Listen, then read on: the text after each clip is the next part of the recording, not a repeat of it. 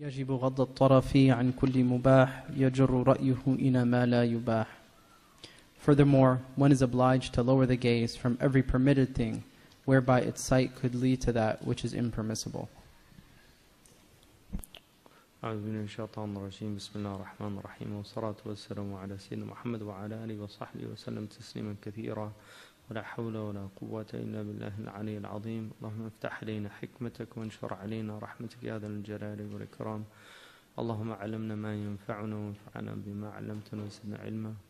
Alhamdulillah. So غض الطرف is obviously from the Quran. Allah subhanahu wa ta'ala commands the believing men and believing women to lower the gaze. And so the tarf in Arabic is one of the words for gaze. So he's saying it's an obligation, it's wajib, to lower the gaze. عن كل مباح يجر رأيه إلى ما لا يباح. So looking at something that in normal circumstances would be mubah, but because it leads to something, and this is called in usul, you have something called sadda dharaya. Dhari'a is a means to something. So it's like cutting off the pretext, the means to something that is haram. So if something in and of itself is not haram, but it's the means to something haram, then sometimes the scholars will tend to argue on that you should prevent that pretext. So for instance, they traditionally, and this is certainly the hukm that you'll find in all of the books of fiqh, that it's not permissible to look at the face of an ajnabiyya. Ajnabiyya, and basically there's three things that create mahramiyya. The mahram is a person who you cannot legally marry. And they have a different hukum or ruling, legal ruling, than a person that you can. So for instance, if a woman is married, you can't legally marry her, but she's still not a mahram because she could get divorced, she could lose her husband, and in that situation you could marry her. So a mahram has a permanent prohibition of marriage. It's not simply at any given time. So for instance, if your brother is married to a woman, and then that's part of the family, but nonetheless, you could potentially marry that woman because it doesn't prohibit a brother from marrying the wife of his brother if she died, something like that. Whereas the father, it's not the case. It's prohibited for the father. Once the marriage contract takes place, then it's mu'abbad. So the father can never marry that woman, and so she becomes mahram for that. And in that case, she can take off her scarf, and she has a different set of rulings, which he's going to get into. So what he's talking about is the ajnabiyya. This is the woman who is not mahram. And again, the sight, even though the Quran speaks to both the men and the women about that, يَغْضُضْنَ مِنْ أَبْصَارِهِنَّ, telling the women also to lower their gaze, the sight is, and this is by social sciences, it's very, very strong evidence in support of the fact that men are more aroused by form and physical stimulation than women are. But that does not mean that women aren't attracted physically also. I mean, it's certainly not the case. But the prohibition here is to look at something that is going to lead to some harm. And that's where the scholars have said it's not permissible to look at somebody if there's a fear of fitna. The khilaf about the face it's a well-known khilaf. The majority of scholars do not consider the face to be awra or the hands of a woman.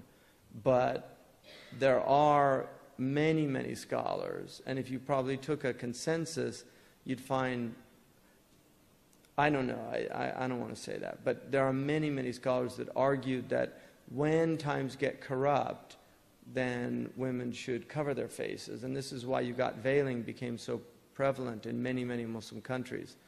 but veiling is not, it was not the practice of that early community.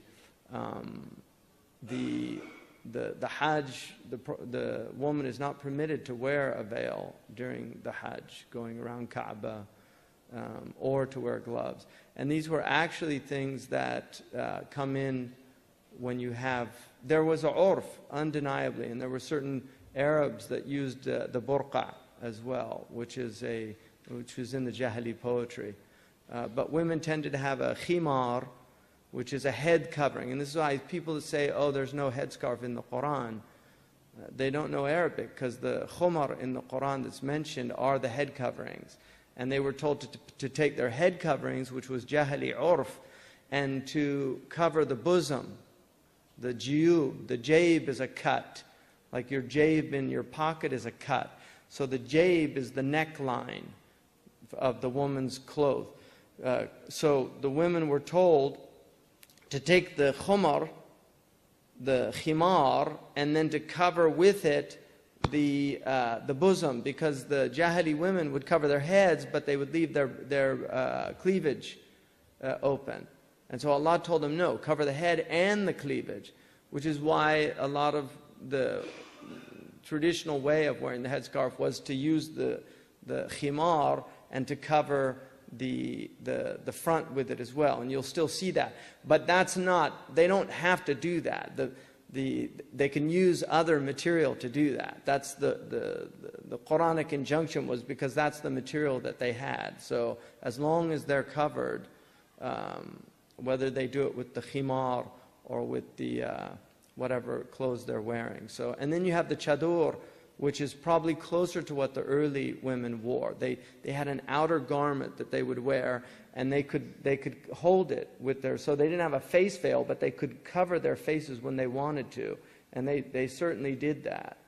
And there's plenty of evidence. But the hadith of at the Hajj, when the Prophet ﷺ was giving the farewell khutbah, is very clear, because he took the face of Al-Abbas' son, and he moved it away because he was staring at a woman, and he turned his face away from her. So he didn't tell the woman to cover her face. He told the man to lower his gaze. And so what he's saying is it's not permissible when there's a fitna, and also if looking for any long period of time will lead to a fitna. And again, when they say fitna, they're talking about ladha. And then he talks about, whether it's not, is it an obligation for her to cover her face or not? This is a big khilaf in the tradition, and you get opinions. If you go to certain places, it's just an assumption that they have to cover their face. So if you go to certain places in the eastern province of Arabia, it's very, very strong there. The urf is very strong for a woman to cover her face. Obviously, in Saudi Arabia today, that is the dominant position, and the ulama rigorously adhere to that, which is why you will find people get upset if people don't cover their face. It's become a lot more lax since I've become a Muslim, and because I've been going to Arabia since the early 80s, and it's changed drastically. It's a completely different culture, especially in the Hijaz.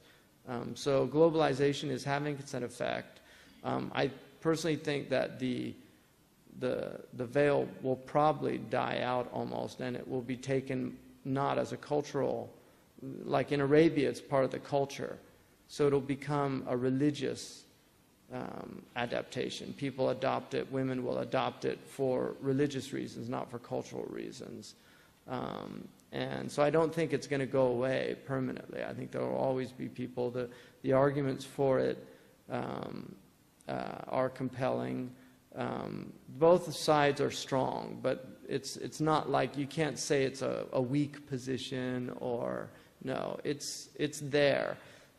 Sheikh Abdullah bin Bayya is of the opinion And I certainly concur with him about that. That in the West, the veiling is very problematic because it's so alien to the urf of Western society. And veiling tends to actually be a very negative thing, like it's associated with bandits and criminals.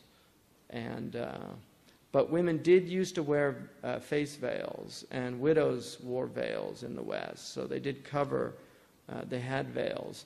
And I actually have a picture of my great-grandmother with a full face veil on for Easter services. So, and that was in the 1920s. I actually wanted to write an article. My grandmother wore a face veil, and she was Irish Catholic. You know, because people did used to wear face veils. And this idea of banning them is very weird, because what do you do on ski slopes? Do you give them tickets? Because they give tickets to women if they have a veil in France now. So if they're up skiing on the Alps, they can't cover their face or something. It's a very weird thing, taking away people's right to express a religious sentiment. So anyway, what he says is, you know, is it an obligation? And he talks about these different opinions, and then says, you know, that she must do it if she's really, really beautiful. And if she's less than that, then it's still a good thing to do. So that's his position. In Mauritania, the women actually don't wear face veils, but they do sometimes, they wear their milhafa in a way where they can cover their faces. So they don't have the tradition of a niqab, what's called a niqab. But in most Muslim countries, niqab was very common. It's just a fact. But again, the Sharia is the dominant position in the madhabs of the great scholars of the madhabs was that the face was not a veil. And Shaykh Abdullah bin Bay actually in the Sina'at al-Fatwa says that it was the dominant opinion of all four madhabs, that it was not considered an obligation to cover it. So, as an ideal Islamic state, should a government impose hijab? Well, two things that I have problem with. First of all, ideal. I don't think the ideal Islamic polity was during the life of the Prophet ﷺ, and there's no indication that he imposed hijab. I mean, women, that was the urf of the society, to wear it, and what the Quran told them to do was to cover themselves, and they did it. So their iman that was the level of their iman. But I think any type of coercion, la ikraha fid din, any type of coercion leads to hypocrisy. You just turn people into hypocrites, and they don't believe what they're doing. And obviously, every society has standards. So America has a hijab, England has a hijab, and they impose it by law. You cannot walk naked in the West. It's illegal. You'll be arrested. So that is an imposition of a hijab law. But who determines what the boundaries or the hudud of that are, right? I mean, this is the debate. So in Islam, you know, a free woman's awra is defined, whereas in the West, the awra is defined by the social standards. 100 years ago in the West, a woman could have been arrested for wearing a miniskirt, right? Because it would have been considered public lewdness, and she would have been arrested. Well, that's not the case anymore. So standards, those social standards change. The Sharia doesn't change. These are thawabit in Sharia. So people can't come now, 1,400 years later, and tell us, oh, for 1,400 years the Muslims got it all wrong. Now in this great enlightened age of Islamic illumination, we've realized what the Quran really meant. That argument is patently absurd because, one, the Sahaba understood the Arabic and the Prophet ﷺ was there to show them, and we have the hadith, and people say, oh, they want to condemn the hadith and say, well, I don't believe in the hadith. There are mutawatir hadith that you cannot condemn. If you condemn them, it's the same, because we have an epistemology. Just like the West has an epistemological approach to things, Muslims have an epistemological approach to things. So we have mutawatir, that's part of our epistemology. We have ahad, that's part of our epistemology. We have akhbar, we have dhanniyat, we have hadsiyat, we have wahmiyat. These are all part of the epistemological approach of Muslims. A mutawatir khabar is 100% epistemologically sound. It's factual. So if the Prophet ﷺ said something and it's mutawatir, and you deny it, it's denying the Quran. It's the same, because the Quran is mutawatir. And so there's these people that say, oh, I only accept the Quran, the Quraniyun. They've already rejected the Quran. وَمَا أَتَاكُمُ الرَّسُولُ فَخُذُوهُ. Right? Whatever the Prophet ﷺ tells you to do, وَمَا نَهَاكُمْ عَنْهُ فَانْتَهُوا. And what he tells you not to do, avoid it. Where does he do that? The Prophet ﷺ wasn't telling us in the Quran. He was saying the Quran was from Allah. He's just delivering it. That refers to his sunnah. And he said, don't لَا أُلْفِيَنَّ أَحَدُكُمْ مُتَّكِيًا عَلَىٰ أَرِيكَتِهِ. Let me not find one of you reclining on a comfortable couch and saying, مَاذَا وَجَدْتُمْ فِي هَذَا الْكِتَابِ فَاتَّبِعُوهُ. Whatever you find in this book, follow it. And if you don't find it in this book, just leave it. And he said, they won't mention my sunnah. And he said, Wallahi utitu al-Qur'ana wa mithlu. I was given the Quran and its like, which is the sunnah. So to deny the sunnah is to deny half of Islam. Because it's La ilaha illallah, Muhammad Rasulullah. It's God and it's the messenger of God. The Quran is the word of God. It's not the word of Muhammad sallallahu alaihi wasallam. But the hadith is the word of the Prophet sallallahu alaihi wasallam from Allah. But it's the Prophet ﷺ telling us, and we have to follow the Prophet ﷺ. So to deny the hadith is kufr. If you deny the whole body of hadith, you're kafir. You're not Muslim. You're outside of Islam. To deny a hadith in al-Bukhari is not kufr. If somebody says, I can't believe in that hadith, that's not kufr.